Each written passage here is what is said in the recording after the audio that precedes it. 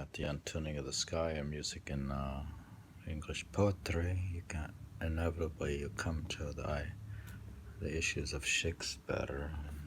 Not only the use of instrumental figures, but the very notion of the heavenly harmony changes its function radically in an age when myths about music of the spheres can no longer be believed in, when their metaphorical use is no longer permitted in empirical accounts of the nature of the universe. Perhaps the best demonstration of how this change was to effect itself may be found in the course of consideration of some occurrences of musical themes and images in Shakespeare's plays. Books about the music of the spheres or the celestial harmony, or Sarachab Yoga, were also referred to Shakespeare's use. Music of the spheres referred to by Pythagoras, Plato, Shakespeare, and a host of ancient, medieval, Renaissance poets and mystics, the concept of the celestial music.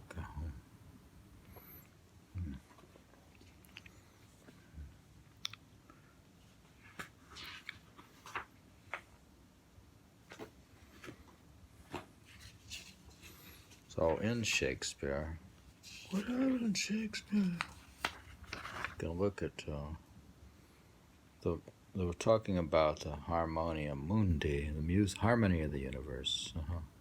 This occurs in Belmont under the themes of within the play.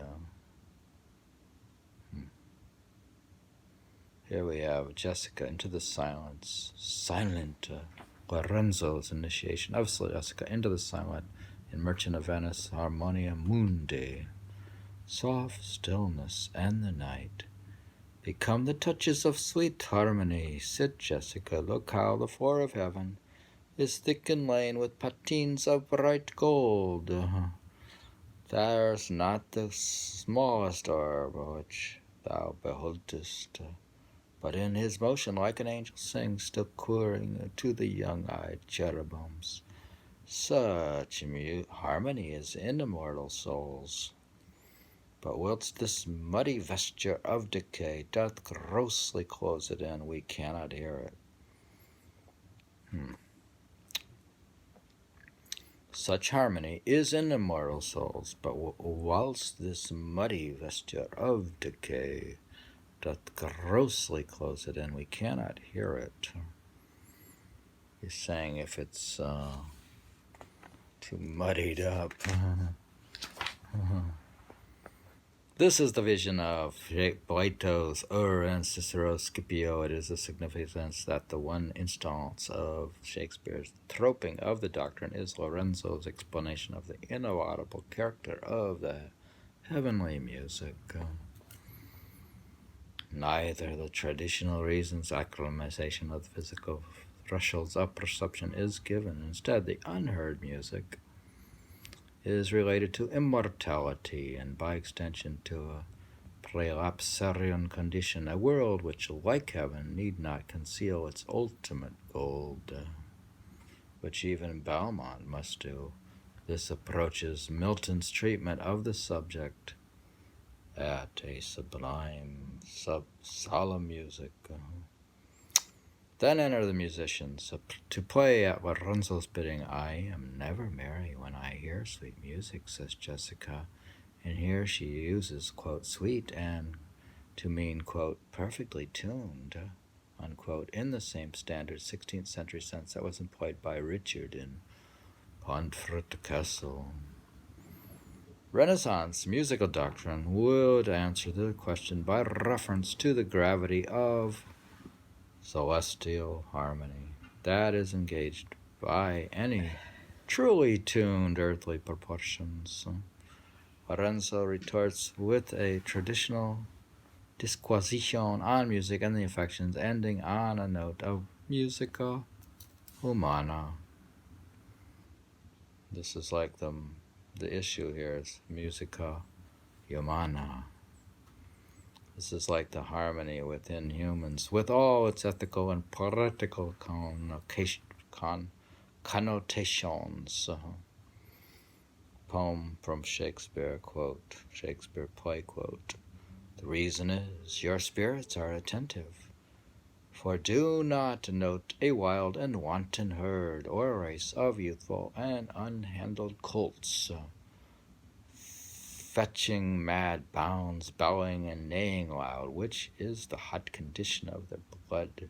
If they but hear perchance a trumpet sound, or any air of music touch their ears, you shall perceive them make a mutual stand, their savage eyes turn to a modest gaze by the sweet power of music. Therefore the poet did feign that Orpheus drew trees, stones, and floods, since naught so stuckish, hard, and full of rage, but music for the time doth change his nature. The man who hath no music in himself, nor is not moved with concord of sweet sounds, is fit for treason, stratums, and spoils, and motions of his spirit are dull as night, and his affections dark as of Erebus.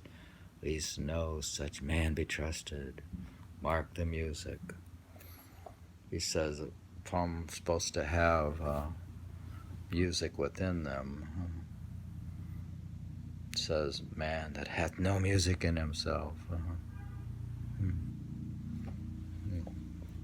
Here, in an innuendos of musica mundana, golden, silent, and inaccessible, are intimated at Belmont, where actual music is heard, and where the Venetian incompatibilities of golden love are finally reconciled, almost as much in the golden music as in the golden ring.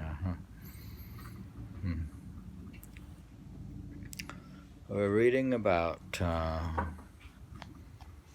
the musica humana, or the music of the spheres, within appears to be Shakespeare in The Merchant of Venice,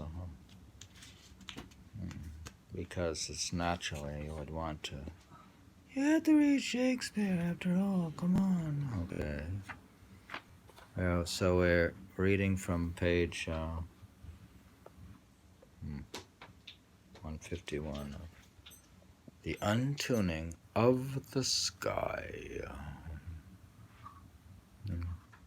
with some information from they're referring to also to Shakespeare.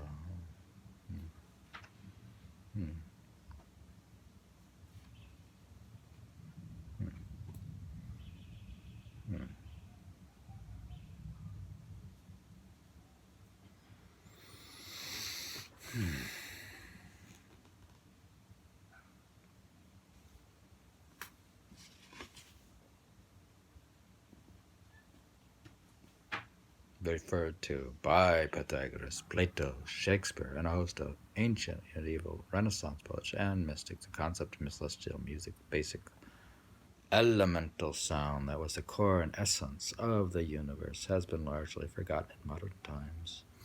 But this book shows that in Asia it was never forgotten and remained the basis of a powerful mystic school that still exists, known as Surat, Shabd Yoga in India, and Sultan al-Asqar in Persia. What? Okay, just a second.